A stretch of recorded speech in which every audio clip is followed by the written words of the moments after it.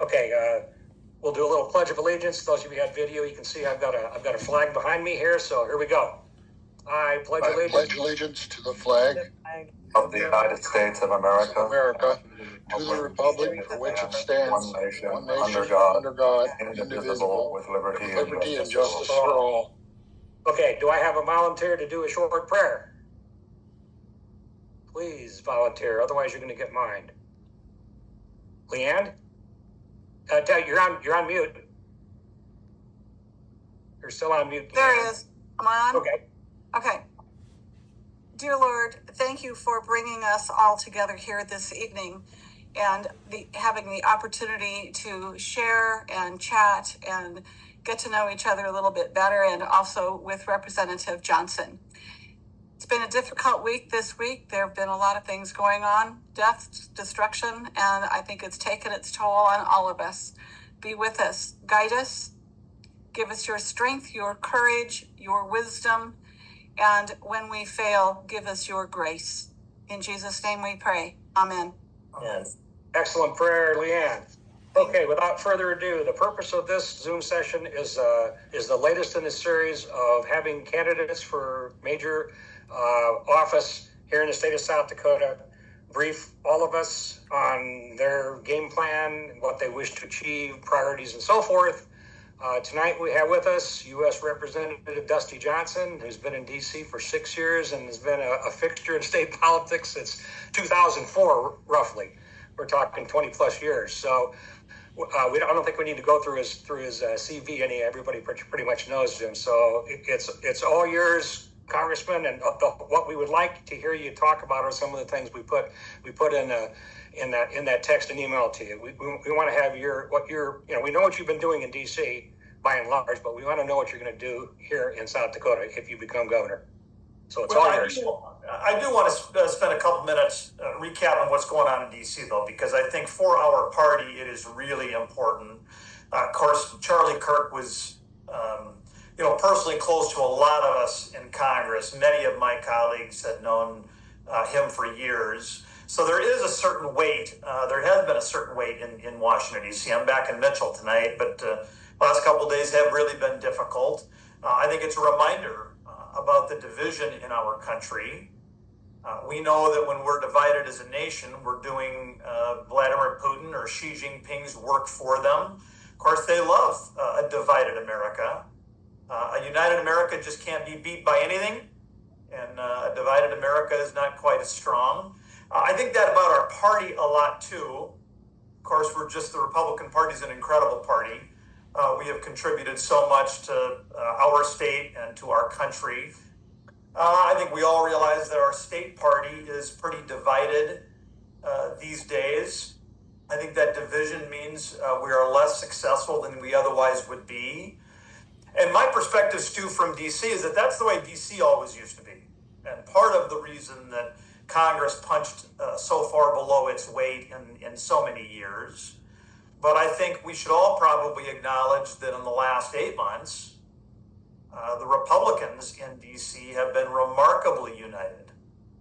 And we have secured hundreds of victories, including a southern border. Finally, we've regained operational control of the southern border.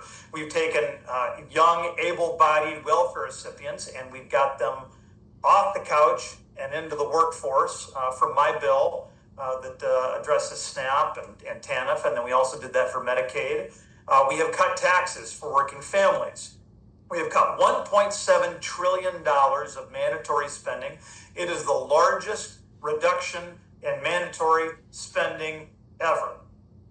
I'm not insinuating it's enough. I'm insinuating that it is unprecedented in American history. And then the fifth one, I would mention the final one, is that we have, and again, yesterday in our vote on the annual defense bill, we took out all of the nonsense, DEI woke nonsense within the DOD, eliminated those positions, zeroed out those funding accounts so that our warfighters can focus on warfighting. I don't think we're done. I know we're not done. We have that unity. We have that success because of the unity, and we have that unity because of leadership. The leadership of Donald J. Trump. And I have seen this man at work.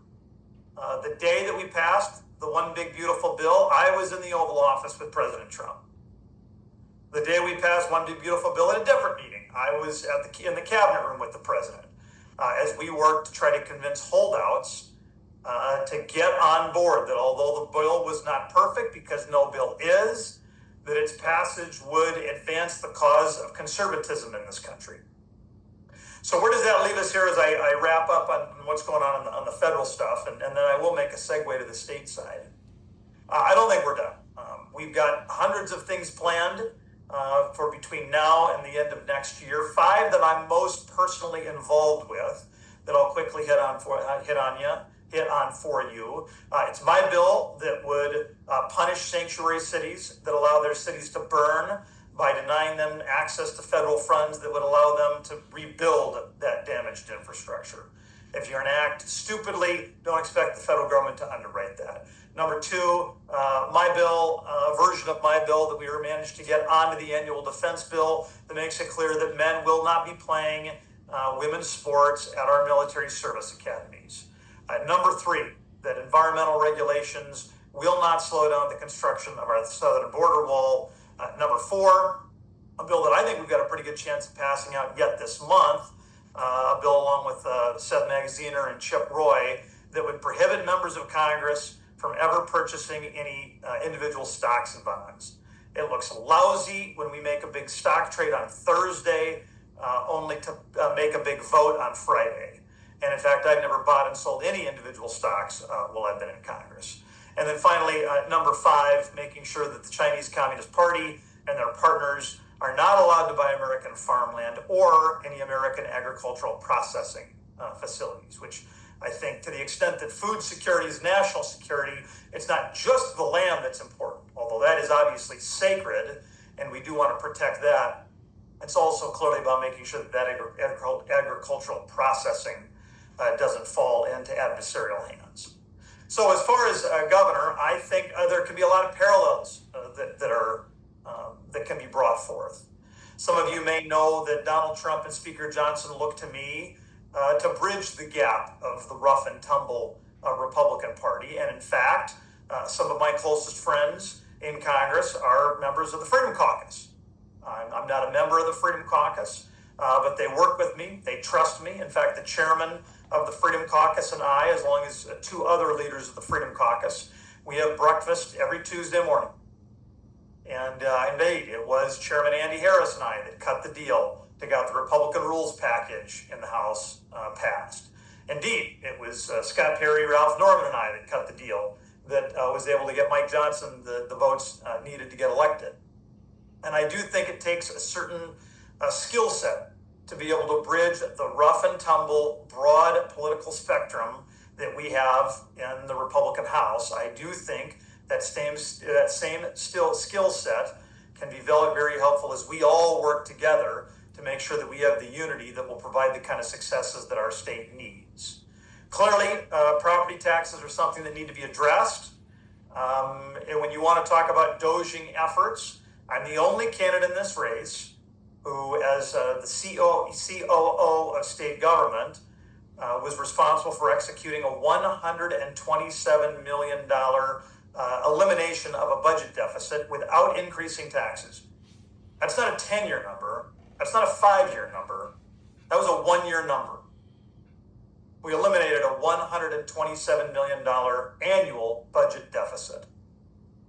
When you want to talk about being business friendly, South Dakota has fallen precipitously on many business-friendly rankings. And indeed, before I was in Congress, I was the co-owner of a very successful business here in Mitchell for years. They now have 450 employees that are just 4 blocks away from my home here. And I was a co-owner of Vantage Point Solutions. We did business in about 40 states. We were, from an engineering and broadband perspective, really the lead business in our space. We didn't deal with the big companies. I mean, I don't think we owe anything to the big boys. I did business with little companies across the country, and indeed, to the extent that we want to keep taxes low in South Dakota, we do want to grow that tax base. Low rates, broad base. We're going to grow that broad base through more small businesses, like the kind that my wife owns. We're going to grow that tax base by bringing South Dakotans home. There are tens of thousands of talented South Dakotans who have grown frustrated with the politics of the places where they live. And it is time to bring those conservative South Dakotans back home so that they can build their futures here. Some candidates have suggested that maybe some IT jobs might not be able to be filled by South Dakotans. There are tens of thousands of past graduates from Dakota State and School of Mines that would love to move back to freedom-loving South Dakota. And I'll have an active plan to get that done. So with that, I'm happy to submit myself to some questions, Mr. Chairman. Again, I will start off here. What is your top priority, if you will, as governor, if you are in fact elected? What is the top thing that you wish to achieve as the governor? I think the American families are in bad shape. I think American institutions are in general in bad shape. Our faith institutions, so many of our civic institutions, quality families are the most important. That's the building block of society, along with our churches. And Stu, I don't yet know what we're going to do to make healthier South Dakota families. But so many of the negative outcomes that we have for our state, whether it be corrections or education or public safety, stems from the fact that too many of these kids don't have stable family situations with a mama and a papa who love them and are taken care of. And so I want to have a conversation in 2026 with South Dakota about what is the proper role of society in helping kids grow up and having families be strong. We know that the welfare state has done so much to weaken American families. That's why I'm the #1 advocate in the United States House of Representatives for work requirements. You can find dozens of articles that talk about me as the guy that got work requirements done in the Fiscal Responsibility Act in 2023, me being a guy who got new work requirements put into place with the One Big Beautiful Bill. And I do think there are some ways that we can restructure our welfare programs to help strengthen the South Dakota family. I also think that we've got to ask ourselves, are there ways in which faith communities and state government can partner? Not so that state government puts any imposition on faith communities. Faith communities should be free from those impositions. But are there ways that we can make their work, their Christ-driven work, more powerful by getting out of their way? I've got many more questions myself, but let's get some other folks in here. Mike Clipful, you've got one. Yes, I do. And thank you, Representative Johnson, for being here with us. We appreciate it very much. And we thank you for all the things that you've done for us. But as you probably know, in the last 3 or 4 years, there's been a significant grassroots effort in South Dakota to make sure that eminent domain would not be used as for a private company. And I'm just wondering if I could ask you, House Bill 4135 concerns us in that we think it might subvert our purpose here in South Dakota to continue not having eminent domain for private gain, specifically for the carbon pipeline. So we're still very concerned, and I would like your thoughts on that, please. Well, Mike, I'm sorry to tell you, but that bill doesn't have anything to do with eminent domain. And in fact, you don't need to take my word for it. Literally every impartial expert that has rendered a decision on the record, from the Congressional Research Service, which doesn't work for me, to the Transportation Infrastructure Committee staffers who don't work for me, they've all said no. It does not in any way legally undermine, subvert, fast track, or go around any eminent domain provisions in state law, and of course it couldn't. To make it even clearer, kind of how, and I gotta be honest with you, Mike, I've just been I have to chuckle to myself about, because the bill is a very plain bill. It just encourages states for clean water projects. That section, if you see in the bill, it says section 401, 402, 404. Those are clean water projects. for clean water project permits, that you put those up on a dashboard so the public can know what's going on. Now, somehow that has been subverted into having something to do with carbon pipelines, but it doesn't. As a belt and suspenders approach, I have an amendment that says nothing in this bill will affect carbon pipelines. Now, that's even more clear. The damn bill is as clear as it can be today, but that amendment will make it even clearer. I suspect, Mike, unfortunately, you're still going to hear a lot of misinformation because it's the silly political season, and you're going to have a lot of people who I think either unintentionally or intentionally misrepresent the plain reading of that bill. But I think one thing that you will certainly take confidence in, I mean, that pipeline is not being built in South Dakota. I mean, that eminent domain bill made it absolutely clear the Summit Pipeline is not something that is coming to South Dakota. I don't even know that it'll ever get built. Of course, I voted against all those Green New Deal tax credits. Under the Biden administration, I voted against the IRA, fought pretty hard against it, and that's just not that's not a project that's coming to South Dakota. To answer your question. Thank you for that, and I'd just like to follow up here real quickly in regards to that. And that is, so is that amendment now been applied to your bill, that it is positively, absolutely not in regards to any CO2 pipeline? And are you working to eliminate the 45Q so that we can not have to worry about this anymore? Thank you. Yeah, you bet. I mean, of course, I don't get to decide what amendments get on. I mean, when the bill is brought up before the Rules Committee, I'll pitch my amendment, I'll ask them to put it on. We've been talking to the committee. I have every reason to believe that amendment will get on. I made it pretty clear. They think it's sort of silly. They're like, Dusty, this doesn't, like this, it already says this. And I just say, hey, listen, it's a belt and suspenders. This is going to make all my people that I'm working for feel better. Let's make it real clear that anybody who looks at this thing cannot have any possible doubt. And so I have every reason to believe, Mark, we're going to get that done. 45Q is not in any bill that's being brought up. There's a sense, I mean, clearly a lot of those provisions were not as I would have had them. As I said, the One Big Beautiful Bill is not perfect. There are a number of things that I think any of us probably could have changed.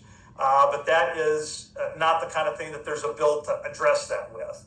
I've talked to some of my colleagues about where we might head on that front, but I don't want to whisper sweet nothings in your ear. It's highly unlikely that Congress is going to take up 45Q so quickly after the passage of the Working Families Tax Cut Act.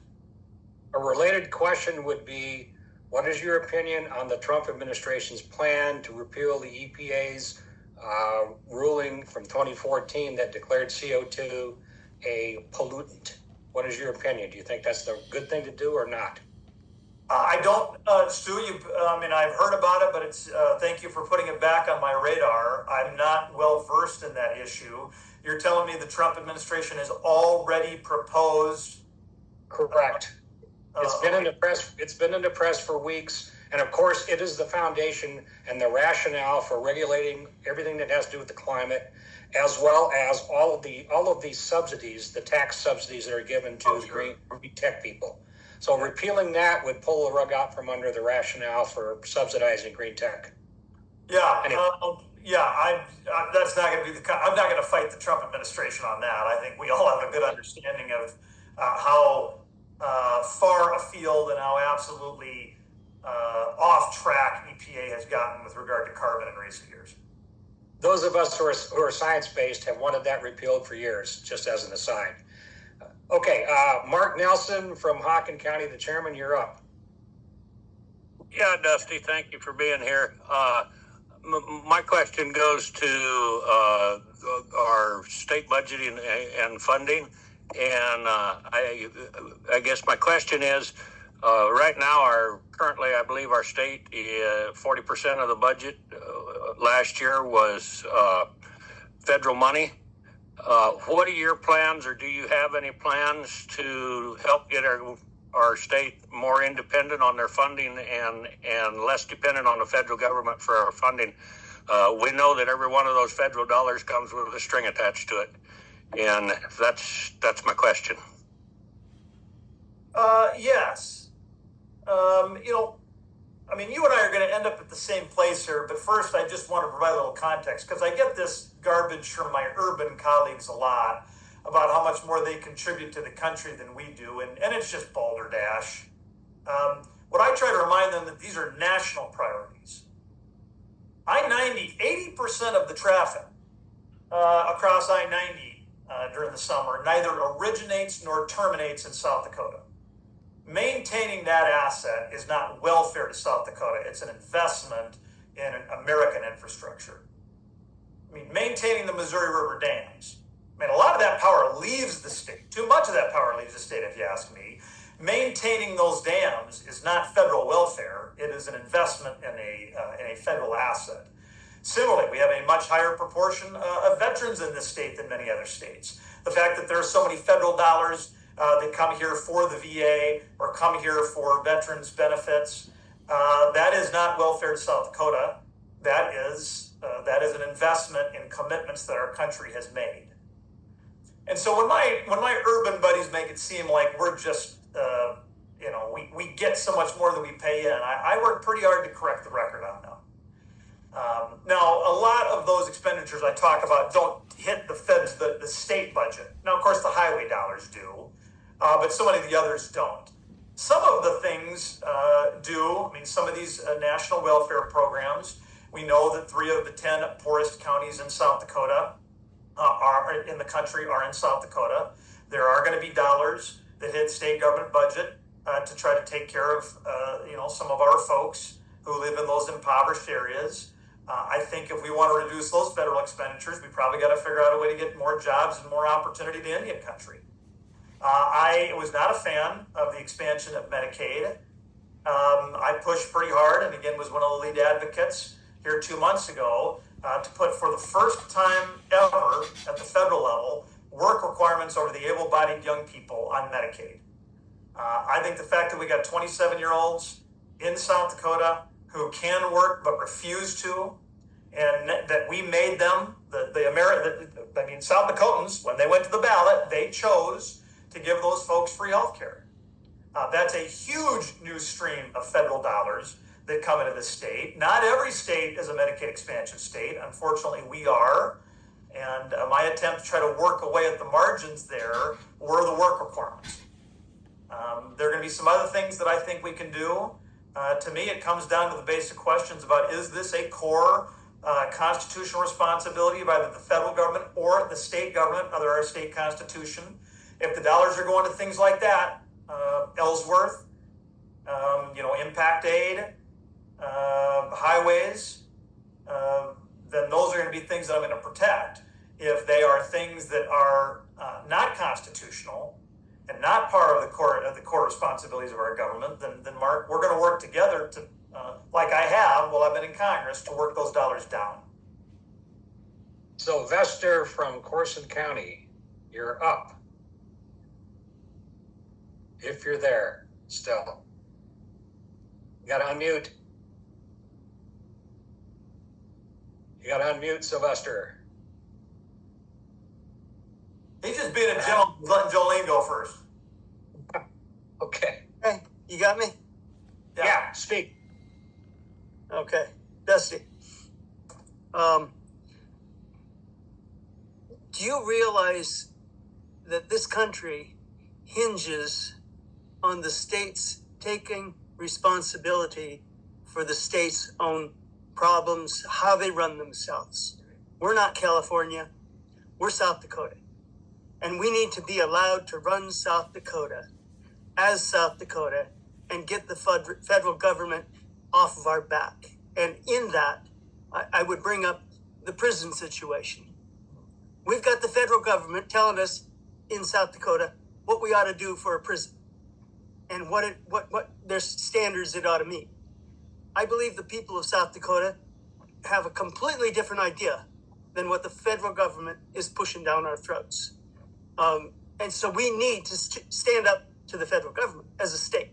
And that would hinge on the government to have that drive, that drive to stand up against the federal government and say, South Dakota is going to take care of itself. It's not going to be told what to do by the federal government. We need states with a capital S and united with a small u. I think that's beautifully said. I mean, I think that is a forceful and articulate explanation of federalism. And I'm a full-throated backer of federalism. Maybe it's because I did spend 6 years as an elected official at the state level before now doing 6 years at the federal level. But yes, and in fact, I think if every once in a while you hear somebody say, Sylvester, that there's no difference between the Republicans and the Democrats, which of course is nonsense. But one of the areas in which those differences are most stark is the extent to which Republicans, particularly in the House, and myself among them, have worked time and time again to try to return power to the states.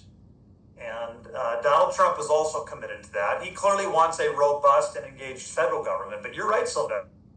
The next governor is going to need somebody who understands what the 10th Amendment means, who understands what are the limitations and the contours of federal power under the Constitution, what court cases can we win, what court cases can we lose, and when there's a court case that we can win to further expand state authority, not over local governments or families, but to get out from underneath the federal government, how do we ripen those cases and get them before a judge?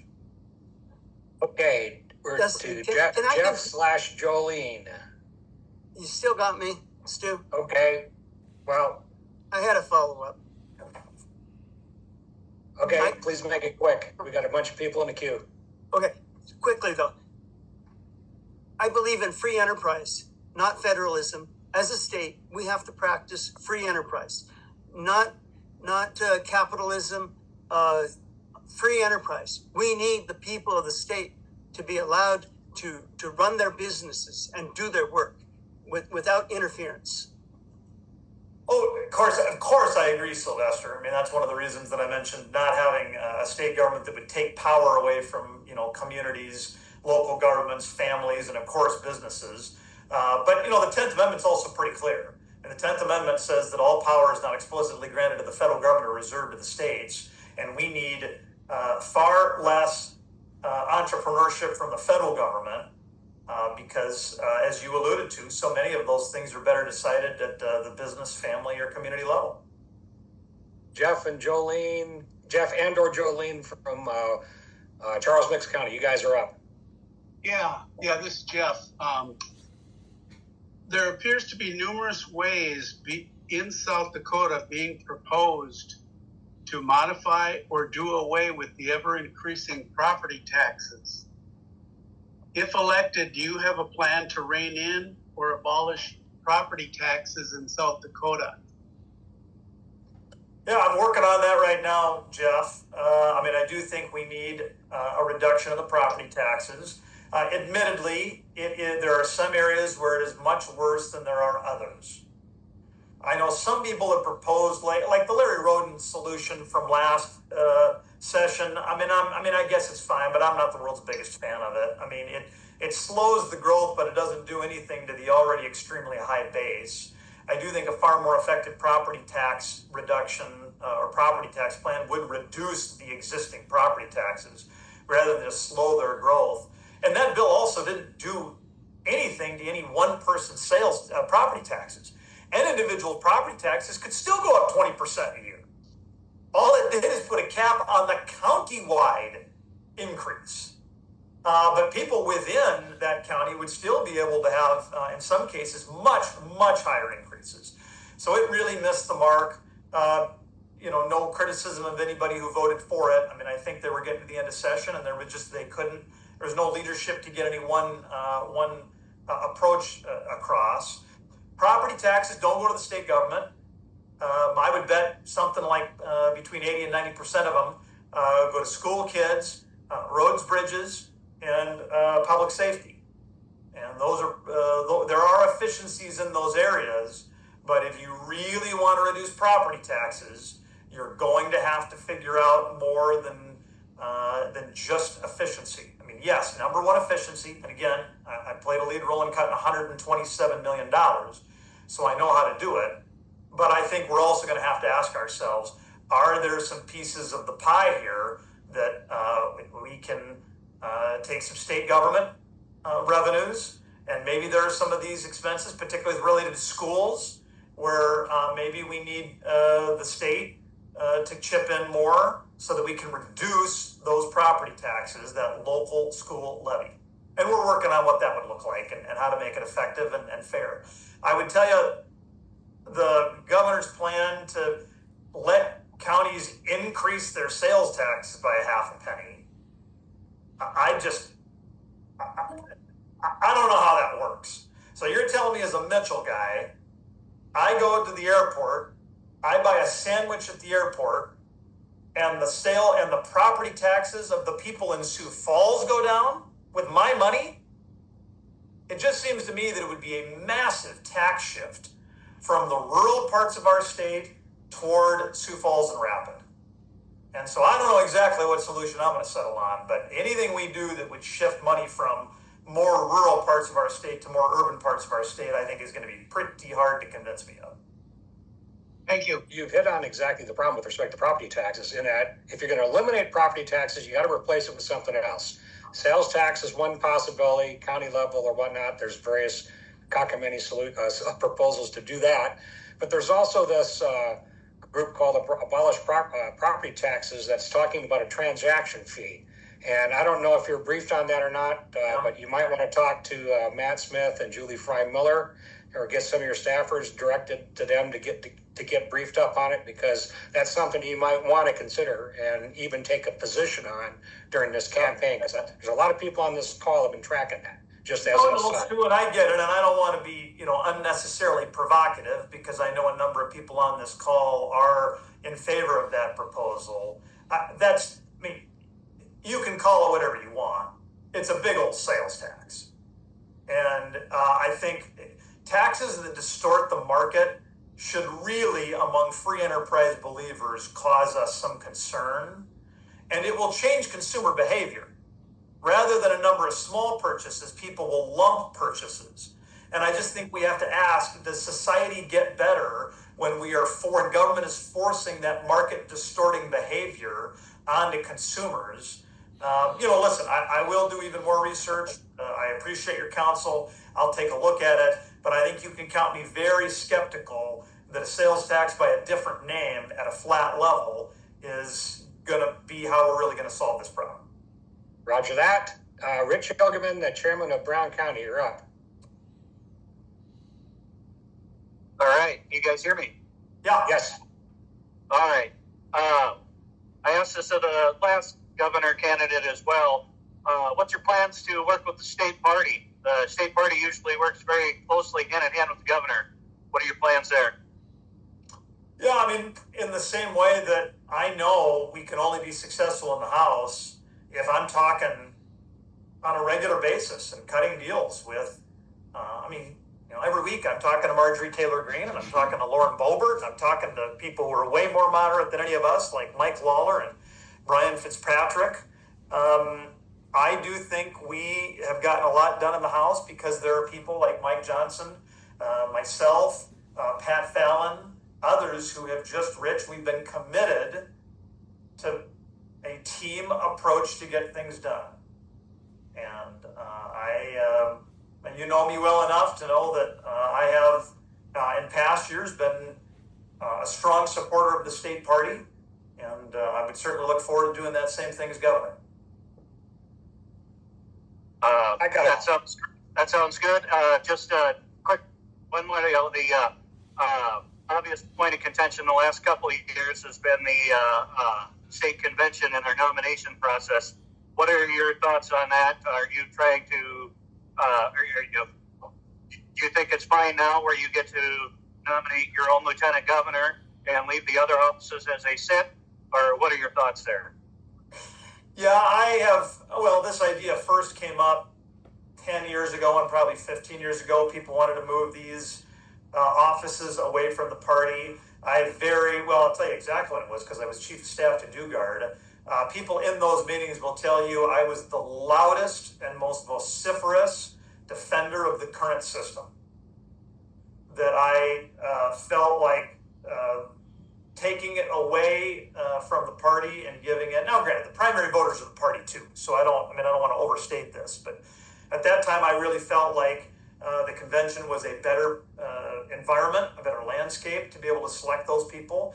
As a former down-ticket constitutional officer, I would have been daunted at the idea of trying to run a statewide television and radio campaign in a primary and then have to do it again in a general. So I think there's some things we can talk about as a party. Are 634 precincts the right number? I think counties mostly get to decide that. I'd leave that power to them. It seems like counties have been in a situation to do a little more consolidation. There used to be, I think, 724 precincts.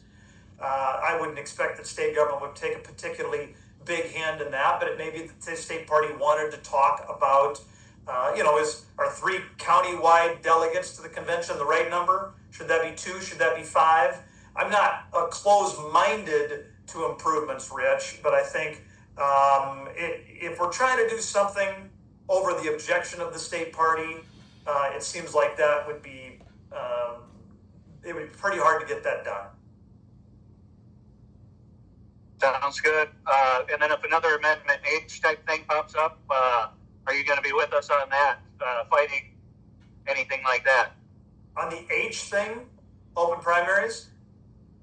Yep, absolutely. Oh, yeah. Well, I didn't vote for H. As was reported publicly, I opposed H. And I think South Dakota spoke pretty clearly. It'd be a little hard to imagine that anybody who circulated those petitions the first time would be inclined to do that anytime soon. I mean, they just got smoked. Okay, Janet Jensen, our state vice chairman, you're up. And I probably got 1 or 2 more, Stu. Oh, who does? Rich? Oh, no, I'm saying we can do Janet. Look like Gary's lined up too, but I just let's hear Janet and Gary, and then probably I'll bid you guys farewell. All right, sounds good. Janet, you're up. Thank you, Stu. I'll make it short, and then Deb Elliott does have a quick question. But did I hear you say early on Congressman Johnson and Vernon Mitchell? You got to get closer to the phone, Janet. We're having real difficulty hearing your audio. All right, thank you. Thank you so much for joining us tonight. Did I hear you mention early on that you are in Mitchell tonight? That you are in Mitchell tonight, Dusty, that's what she said. Yes. Yes, I am. I just got in from the airport. Okay. I did want to just make sure that you know that we are having our first inaugural SDGOP Pheasant Hunt, and we'd love to have you join us at some point during this weekend. We'll even buy you a dinner ticket. That is wonderful. I am in Florence on Saturday and in Watertown and in Sioux Falls. And then tomorrow I'm substitute teaching during the day. So thank you for the invitation, but I'll be spending most of the weekend in the Watertown area. All right. And then Deb Elliott has a question.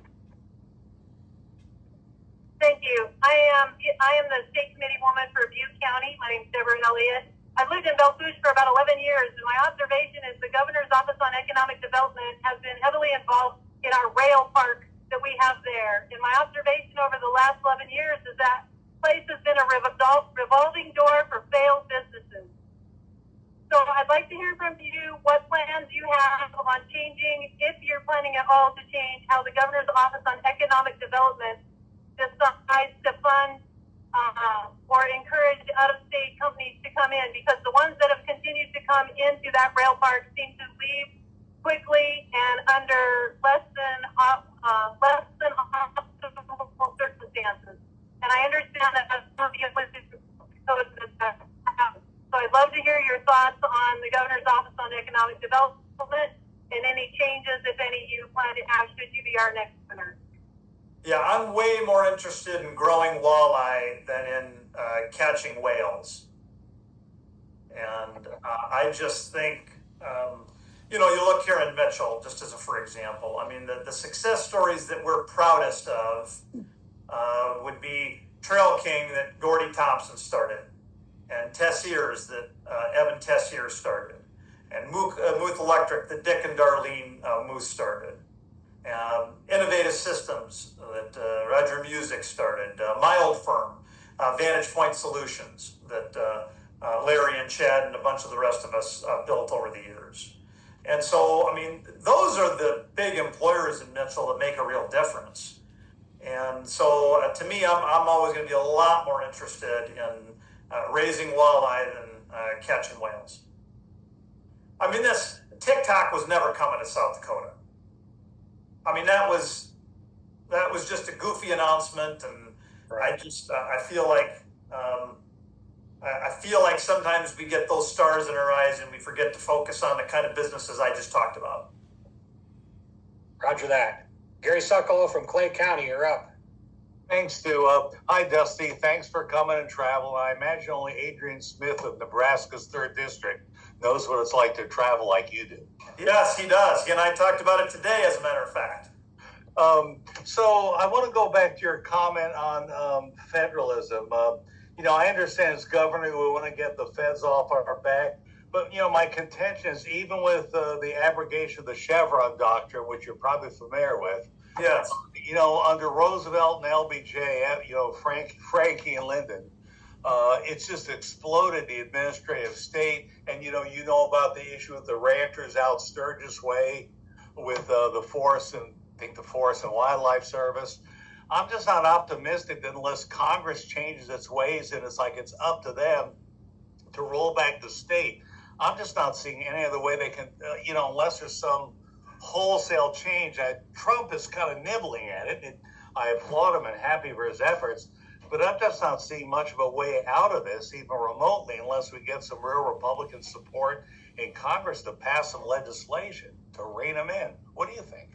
I think there's been a lot more progress than maybe you'd give Congress credit for. Now, Gary, again, I'm not insinuating the job is anywhere near done. We've got miles to go before we rest. But I think the last 8 months, keep in mind, 8 months has seen the greatest deregulatory push and devolution push toward the states any time in our nation's history. And if I'm wrong about that, y'all let me know, because I'm willing to be educated on it. But the House has passed, I'm making numbers up here, but they're going to be about right, I would think 15 or 17 Congressional Review Acts, CRAs, rolling back major rulemaking, rule promulgations of the Biden administration, that in almost all instances stripped power away from the kind of businesses and families that Mike and I were talking about earlier. And so, the Biden administration did more to add rules and to seize freedom than anybody had ever done. Well, no dispute there. And there are limited. I mean, a president cannot sign an executive order that renders invalid an act of Congress. I mean, we should all be petrified at the idea. I mean, that would be a king, right? We should be petrified at that. I mean, clearly the Constitution envisions that laws will be made by Congress and not by the president. So you're exactly right, Gary. We do need congressional leadership here. And we are going to continue to, we passed, one every other week, and getting rid of some huge major rule. I was at the White House. The president invited me at the White House, gave me a shout out from the podium because of my leadership in working to roll back the ridiculous zero emission rules that California had foisted on our whole country, basically. Right. And so CARB, California Air Resource Board, we passed getting rid of that, and the president signed it, and there is more to come, my friend. There is more to come. Well, I hope so, because it's just ungodly work with 200-300 agencies. Yeah. And, it's just exploded. You know about every aspect of life, and boy, unless this is stopping, with you guys having in the House and Senate such a razor-thin majority, I'm just wondering what's going to happen. We all are in the midterms. That if yes. we turn over to the Democratic side, it's like, I wonder if we're going to be stopped dead in our tracks with all this. Yeah, the midterms are unbelievably important. You're right to highlight that. We got to win. We just have to win. I've been on trips with Mike Johnson, talking to donors, helping them understand across the country how important this is. And I think people understand the magnitude of the moment. And when I quiet my mind and I try to seek discernment, I feel a lot better about the prospects because I do feel like so much. Again, it's only 8 months. I mean, passing legislation, again, a lot of this stuff, because Congress has done it, it's abiding, it sticks around. It's hard to pass bills. It's easy to pass the executive order. I mean, the next president can get rid of everything Trump's done with his pen. But to the extent that we've passed Remain in Mexico into law, the extent to which we've gotten rid of the DEI stuff, to the extent to which we've cut taxes, rolled back those regulations, cut $1.7 trillion in spending, welfare work requirements, those are going to be abiding victories that outlast our majority. Let's just hope we can keep the majority going for a few more years. Amen. Thank you. Can you squeeze one more question? We got Leanne McWhorter from Custer County, the chairman. Yeah, there. sure. Hey, Dusty. Thank you for coming tonight. And this is not a question. This is just a comment and a suggestion. You know, we have a great deal of concern about property taxes, and there are several things that are on the table right now and things that have come up and not come up. I would offer you the suggestion that if you want to get a pretty good overview of property taxes in South Dakota, talk to the District 30 representatives, Tim Goodwin, Trish Ladner, and Amber House. We have a real variety out here, from the tourist areas and the Black Hills corridor, where assessments have gone through the roof along with taxes. We've got ranch land, farmland, everything's out here. And they can give you a very good overview of what may work and what may not. So that's just some connections for you as you're going along. Well, good suggestion, Leanne. I'm pleased to tell you you're about 2 years too late. Whether I want to or not, I get to talk to particularly Trish and Tim. I bet every other week about property taxes. They are indefatigable. Of course, I get along with Amber great too. She and I spoke on Saturday night, although not about property taxes, mostly about the VA. But yes, my email inbox is filled with articles and suggestions and data from Tim and Trish. And probably some from Amber in there too. You're exactly right. Their leadership has been remarkable. Our caboose question is, who are you considering for your lieutenant governor running mate? Oh, I haven't considered anybody. I mean, to my knowledge, again, you guys will correct me if I'm wrong, I'm unaware of any successful presidential candidate or gubernatorial candidate in history, modern history, who selected a running mate before the primary. And in part because you want all of the information in place, right? It may be that somebody that you ran against would be a good running mate. That's what Ronald Reagan did, for example. I don't think that's particularly likely in this case with any of these three guys, but it would just be, to me, I'm unaware of any successful presidential or gubernatorial candidate that made that pick this early. I guess we're done. And no disrespect to John and Carla. Of course, Carla is absolutely talented, so I'm not running her down at all. But I would find making that decision. I think you want to have a decision be right. And for me, just personally, I would view it unwise to make that decision when we have 9 months of important journey in the South Dakota history to go. Before we really understand what kind of lieutenant governor are we going to need after the June 2026 primary. I'd like to thank you for your time and your forthrightness in answering questions. Much obliged. Do you have any final comments, wrap-up comments that you'd like to make before we sign off, so to speak? Well, Stu, I guess I would just say thank you. We do have, I think, unnecessary and kind of unhelpful fractures in our party. there are times a bunch of us on this call, maybe even myself included, have not done as much to serve our state through party unity as we should. But Stu, you were also indefatigable in making sure that I truly felt invited to your Lincoln Day dinner, and that I truly felt invited to this, to this platform. And listen, there's some people who, if they have a Lincoln Day dinner, they don't want me there. And I don't have any idea, everybody, who Stu's really going to vote for in the June primary. But as the leader of your informal organization, you got to know that Stu really made it clear to me that he wanted me involved. And that's why I'm here tonight.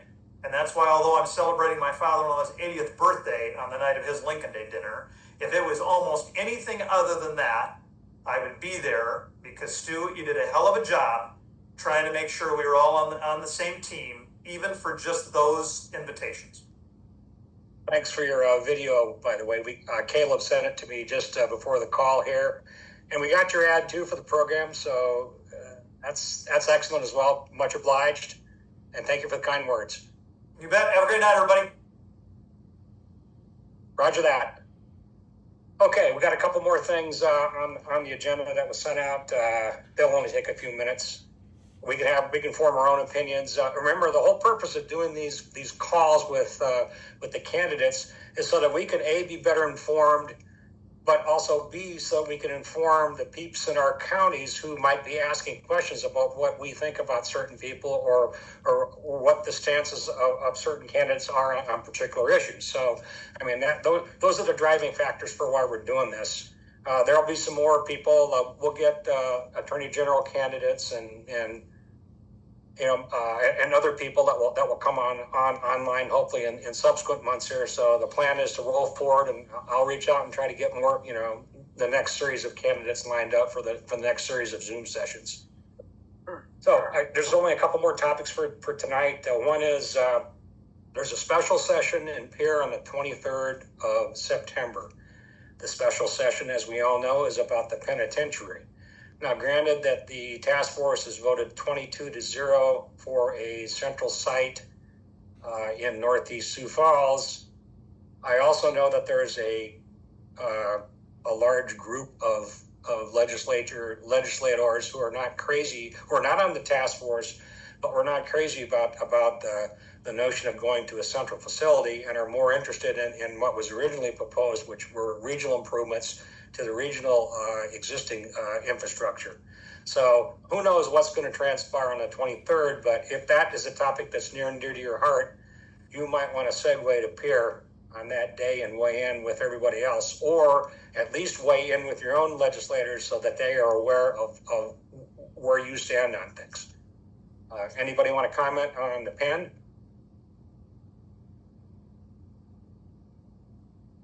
You got Gary? Yeah, there's my current count is 10, 11 legislators opposed to it, senators and House members. Yeah. And I'm hoping there's a few more, because that 2/3 vote, they're going to have to work hard for it. So I don't know what Roden's going to promise people to twist arms to get them to vote for it. Right. I'm in a prison. One of the regional facilities here is in Springfield, Mike Turpey's prison. And people there, we're all concerned about, if you put all your eggs in one basket for building one central new prison, what nickels and dimes are going to be available for the planned or proposed improvements for any of these other facilities around the state? So that is part of the concern that some of us have. Anyway, Mark Nelson, you got a question about this or a comment? Yeah, just a comment. My feeling is on a special session is they're jumping the gun. They're going to have a new Secretary of Department of Corrections coming in October, supposedly, because the current one is going to resign. And I think deciding anything before that new secretary has a chance to comment on the needs of the prison system would be premature. That's just my 2 cents worth. Also, I wanted to remind the group that on the 22nd of this month, there's Property Tax Task Force public meeting in Pierre.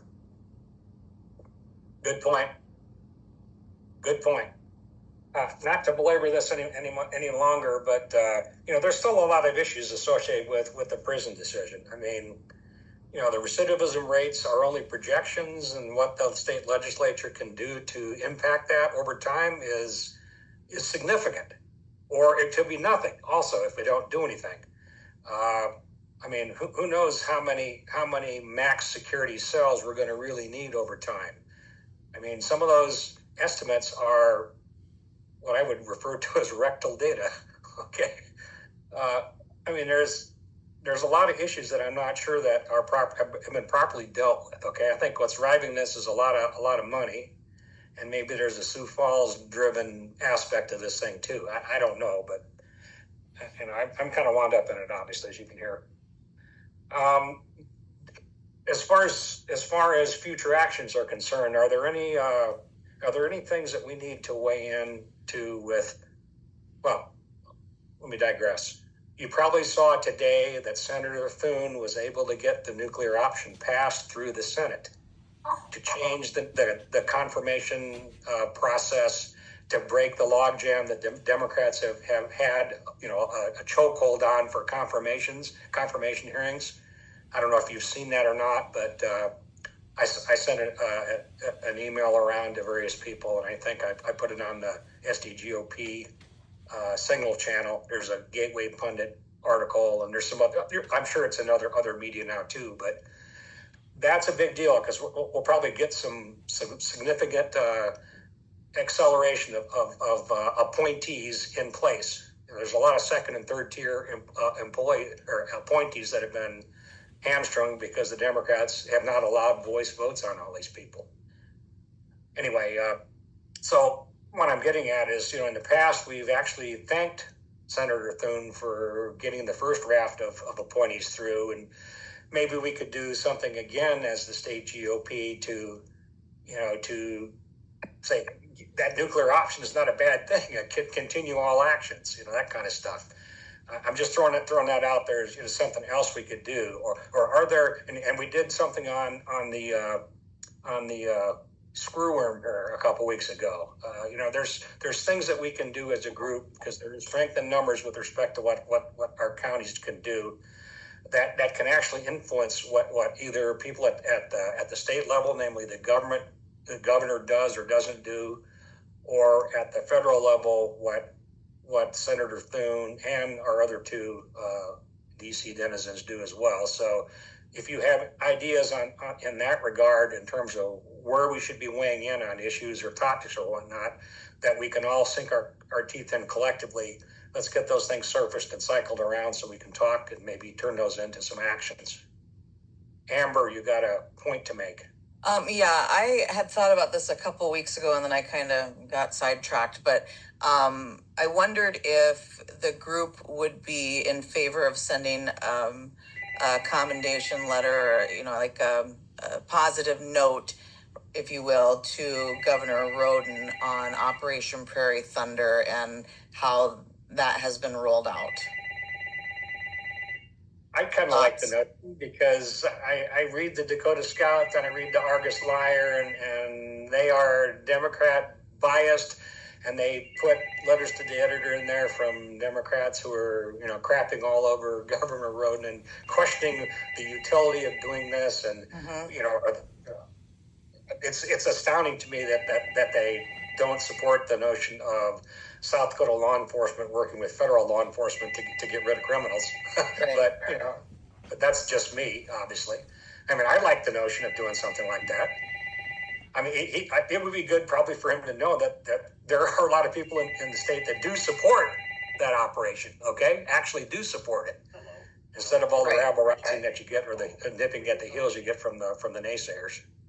And also, I think, with him, and I know he's made comments of like he's not gonna, support the party, or he kind of is trying to keep his distance from the party. Maybe that will be a olive branch, if you will, to say, hey, you're doing a good job at this, to try and reach across and heal some of that stuff. I don't know. I had written something up. I'll send it to you, Stu. Sure. Lynn, how do you think that will be received by Larry? What's that? the thumbs up. I asked Lynn Hendrickson, who's on the line, just what he thought. He thinks that's a pretty good idea too. It seems like he gave us a thumbs up. So there's probably other people on the call here that think it's a good deal too. I mean, you've heard me say this 1,000 times before, probably, but politicians are like tools in a toolkit. Okay, they are who they are at the instant in time that it counts for for a given issue and for a given vote and a given decision. And when they do the good thing, you pat them on the back, and when they don't, you pull them aside and you beat them up a little bit. So that's the way it is. Okay, so we play the hand that we're dealt because we have certain people in office in certain jobs. And like I said, if there's ways we can buck them up, we should do that. If they do something good, then we should actually acknowledge that, because that reinforces that we are watching what they're doing, and they also feel a little bit good about doing what we want them to do. It's the way to proceed. Yeah, I'm looking forward to what you do, Amber. Okay, thanks. Sylvester, you got a thumbs up. What do you got? Or maybe you don't. If you do, you're on mute. Got me now? Yeah. Am I here now? Yes. I got a bad connection. Okay, what is it? Okay. It's always on my mind is the Native American issue that we have in South Dakota. I think we got to think about it. I don't know what the answer. I don't even know what the question is, but I know there's a problem.